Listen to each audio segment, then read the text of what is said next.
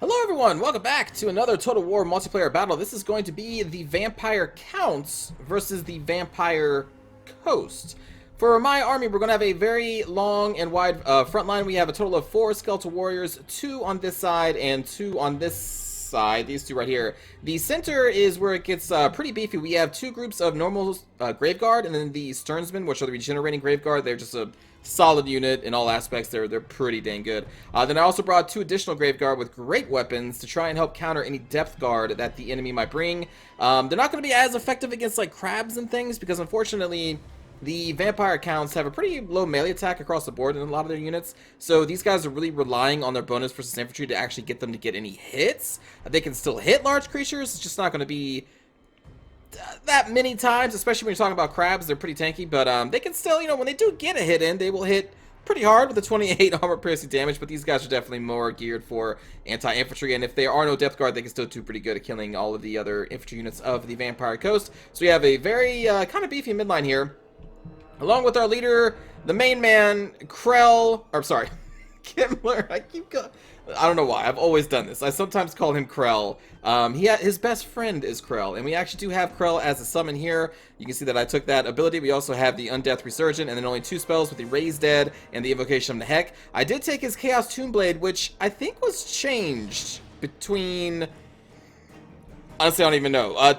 Changed from the beginning of this year to now, because I believe that the Chaos Tombblade only ever affected 3 units, like it specifically said it in its stats over here, but now it doesn't have that listed anymore unless I'm crazy, but I'm pretty sure it only said it affected 3. When the battle actually gets going, because I didn't notice this until I started recording this replay, we'll see if this is actually affecting everybody around him or just up to 3 units, because I'm pretty sure this was only 3 units back when I played Kemmler in the early part of this year before, like 2 patches ago.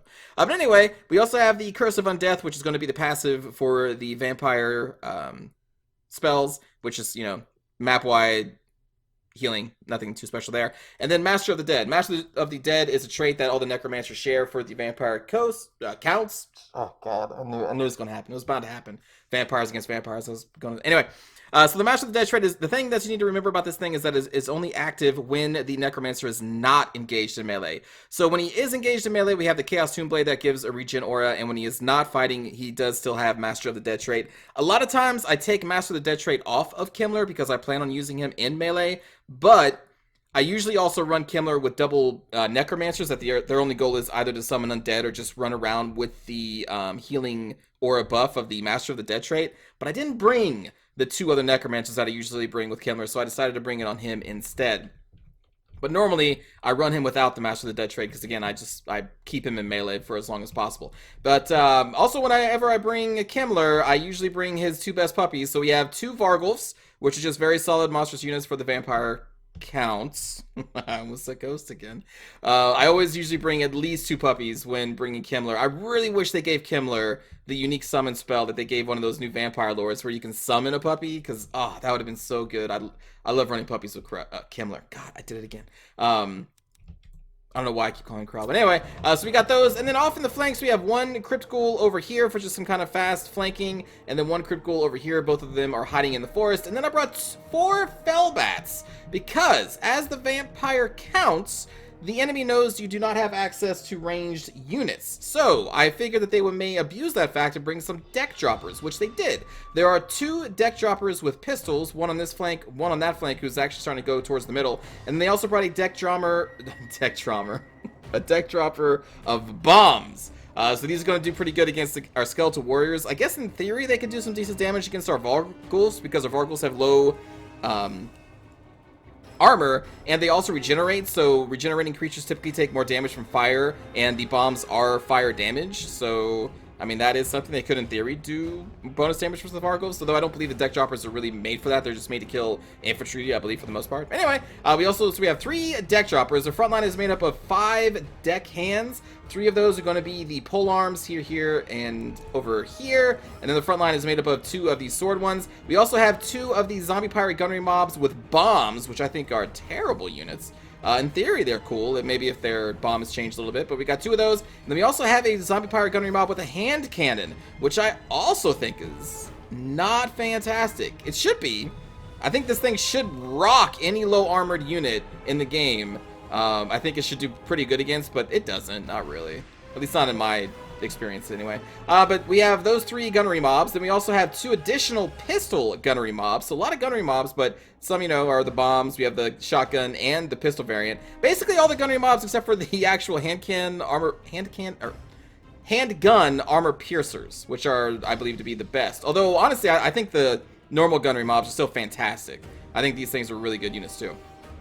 On top of that, we do also have, I believe, 1 depth guard. Yeah, sorry, we have 1 depth guard with polearm. I pointed these out as zombies earlier. I think he does have, maybe only has 2 zombies with polearm. Sorry, yeah. I mistook this depth guard for a zombie unit. My bad. Sorry. So that is actually a depth guard, not a zombie unit. And then we have 1 mortar team and then 1 cannon team. That is going to be their entire army. So right now, I am currently chasing down the deck droppers that we can catch. I believe I'm only assigning 1 fellbat to each. Well, I will be assigning these fellbats over here to these deck droppers soon. But I didn't want to pull all of our fellbats in the middle immediately because I knew that they would be shot up by the zombie pirate gunnery mobs. Over here, the mortars are, I guess, targeting Kemmler? I guess. I think they maybe hit the sternsman, or maybe that was the cannons that hit the sternsman. I can't remember. But that was an odd mortar shot. You shouldn't probably target Kemmler with mortars because it's pretty easy to dodge, especially because he has a horse now. Kemmler got a horse in this patch. He never had a horse before. He finally learned how to horse ride. God, Kemmler, way to go. Anyway, so we got some more mortar rounds going into the sternsman. A good target, but they are able to regenerate a little bit through that. And in theory, they can take a lot of damage from the deck droppers with bombs. But the deck droppers with bombs are back here, I believe, getting kind of caught up on our fellbats. I'm willing to let our fellbats get shot up here because we need to try and kill these deck droppers as fast as possible. They are a big threat. Our skeletal warriors are going to be coming around the flanks right there. Our skeletal warriors over here, again, are going to be doing the same thing. They're going to be getting into the gunnery pirate mob and I believe this zombie unit. While our grave guard are going to go up the middle. Our grave guard are already engaged on the front line there. The Morgul Haunter is going to go and try and engage on Kemmler. Now, even though the Morgul Haunter is still an anti-infantry, he can still do really well against large creatures as well. So this is a good target for them to go after Kemmler. I think we're going to try and disengage from here as well. We have some Grave Guard with great weapons chasing into the zombie pirate deckhand mobs, and there's going to be a summon. Oh, I am sorry. I forgot to tell you that this army is being led by Saloistra Direfin, and I totally did not go over what she has. I'm sorry. She has Ghost of the Past with the Summon the Damned Night ability, which is the Undead Bretonnians. She also has the Song of Enthrallment, which is that really good AoE debuff around her. The Arcane Conduit, the only spell that she took was the Vangeist Revenge, which is right now popping up there to give it to my poor Graveguard. Now, in this case, if you're only bringing 1 spell, especially one that has kind of a long cooldown like this and is very expensive, I'd probably save a little bit of money on Kiss of the Deep, because you're only going to proc it probably twice in a battle like this, if you're lucky, to be able to summon this 1 spell twice. So that's only going to be a total of 8 seconds of the Kiss of the Deep being active, so I don't think it's really worth it. Now, Kiss of the Deep is not even that expensive. I think it's around 60 or 70, I think. But still, you know, hey, every little bit counts. And I'm just saying, if you're only going to bring 1 spell and it's a long casting or like a very expensive spell, maybe don't bring the passive. But that's just what I think. Maybe, you know, you're allowed to think differently because, you know, play how you want to play. But anyway, that's my 2 cents. But we're going to get a nice summon of the Vargeist thing here. Whatever revenge. Now, luckily I saw this coming, so I was able to actually withdraw my entire army. I think I just hit 1, and I was like just spam clicking back here just to try and get them off the line so they wouldn't get shot up. So we did take some damage from that, but it is not nearly as bad as it could have been. And now we're going to re-engage with the Sternsman in the middle. We're going to re-engage with the Graveguard over here on the left and the right. They're going to be re-engaging as well. The Crypt Ghouls are going to finally be coming up here, around here. These other Crypt Ghouls are going to be very slow, but they're eventually going to get around here as well. Very slow flanking for us in this case. For the deck droppers, I believe we have actually killed... Let me just slow it down. I think we killed all of them by now with our 4 Fellbats. I think we did. Yeah. So now we're dropping the Fellbats into the other ranged units. So we got a Fellbat on the Carronade, which I think was shooting into our Graveguard, I think. And then we're also going to be tying up the Mortar, I believe, here pretty soon. As for the Depth Guard, they have Where did they go? They over here? I think they're over here. Yeah, okay. So they're going to be over here duking out with some of our Graveguard and our Graveguard great weapons. I sent the 2 puppies against Silostra in the very beginning, and I summoned Krell to get on Silostra as well. Krell did get a little distracted with the Zombie Pirate Deckhand mob, but we are trying to focus down Silostra, and you can see the puppies just going to town. She is very tanky, but the thing is they hit very hard, and they are armor piercers. So they do not care about her 150 armor. So you can see they're just chunking her down right now. But one of my puppies is taking a lot of damage from the Morgul and from Silostra as well. The Knights of the Damned were summoned in, and I think did like a rear charge on one of our Graveguard over here, and now they're trying to get into Krell, or Kemmler. God, it did it again! They're trying to silence Kemmler. So you can see that he's taking a lot of damage, so we're going to be forced to pop out one of the invocations in the heck. We did an AoE to try and hit the puppies as well, and Krell. Because the thing to remember is that Krell is considered a summon, which I really wish he wouldn't, but he is. So as a oh god, he's just getting pummeled right now. Krell, what's going on? He's fighting Death Guard. That's what's going on. So he has this unbinding. So all summons have this unbinding, so they slowly die over time, which is really unfortunate. Actually, this is the Damn Knight Saren, but they have the same thing anyway. So Krell also has unbinding. So that really sucks. But at least Krell is in an army that has like a lot of passive AoE regions, has an actual regen spell. So you can kind of keep Krell around for a long time, as long as his regeneration cap holds. And right now he's currently sitting at, well, right now it's almost gone. He's almost regenerated through 2,000 hit points due to the AoE. Oh, there we go. Oh, perfect timing. Okay, hold on. So I said I was going to check to see if every unit is affected by the Chaos Blade. So he's being affected by the Chaos Blade. The Sternsmen are not, but they just may not be in range. Let's wait for Kemmler to kind of get closer into the mix, maybe. But anyway, we're going to start getting around Soloistra Direfin here, and she's going to be able to summon that spell again. So, like, let me just put this in slow motion. Well, yeah, because it's really cool.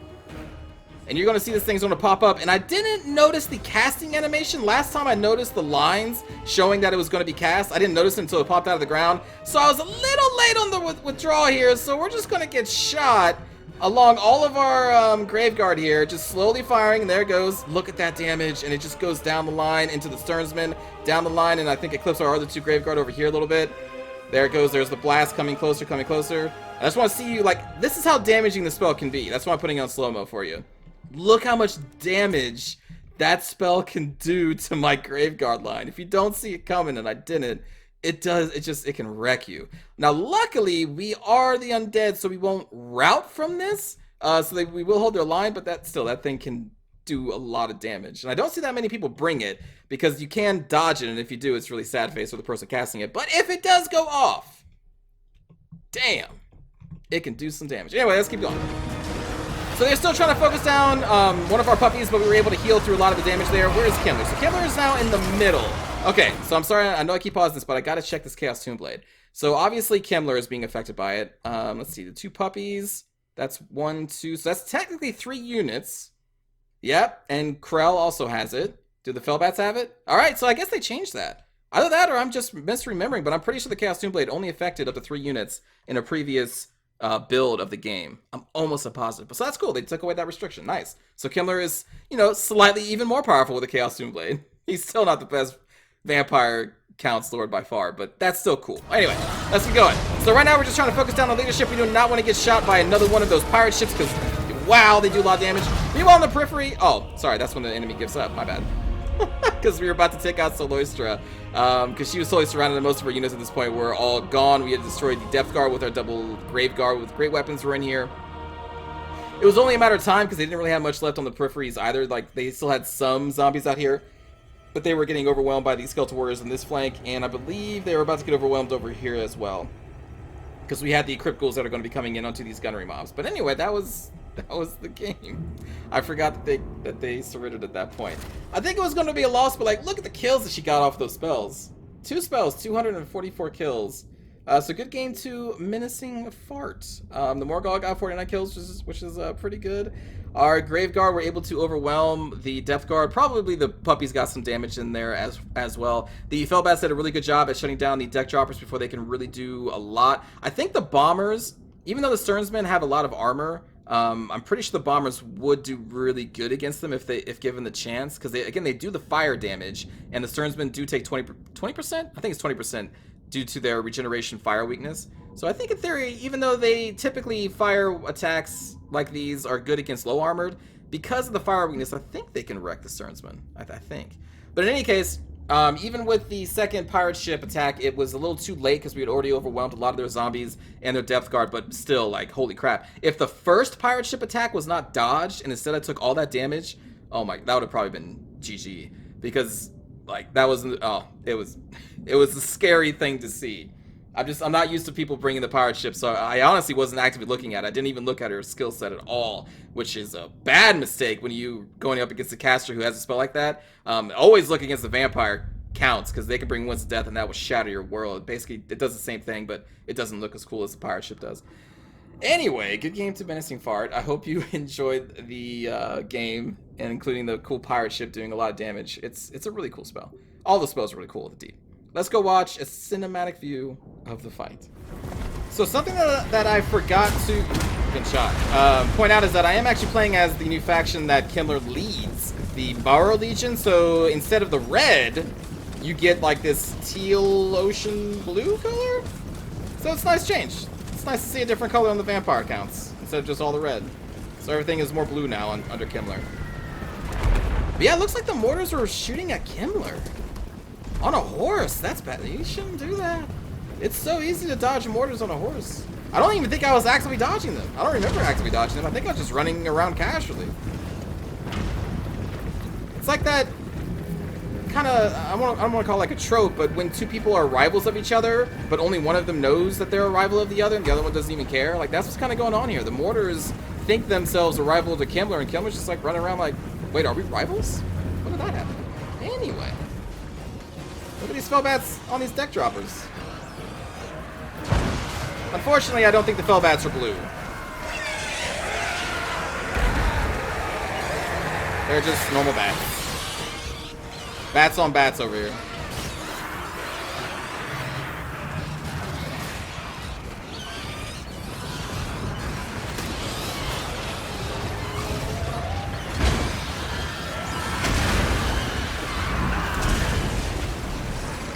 I think that's us summoning some skeletons. Oh, that was us summoning Krell. There he is. Yeah, right. Get on her. Okay, maybe I was a little late on the micro. There we go. He's going.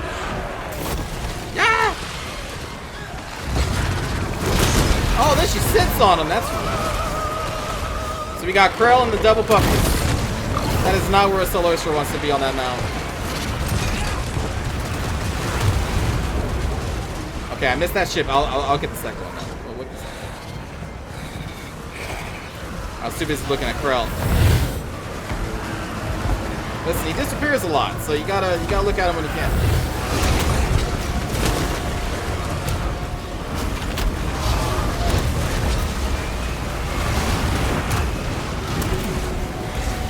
So wet.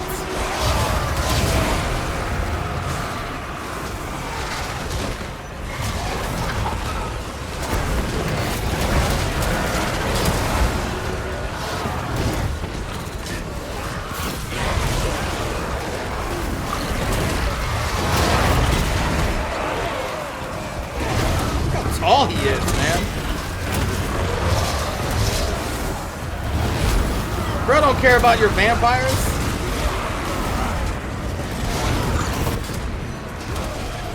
I just want to make sure I don't miss that spell again.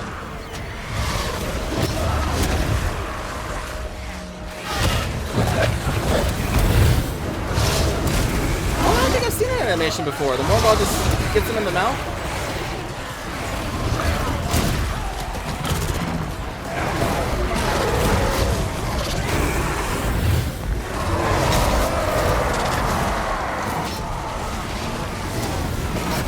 There it is. God, my poor Graveguard.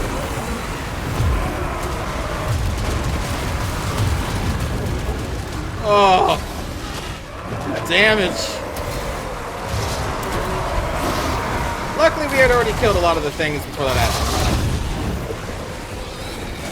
And our puppies are still looking pretty good. The Death Guard was dying.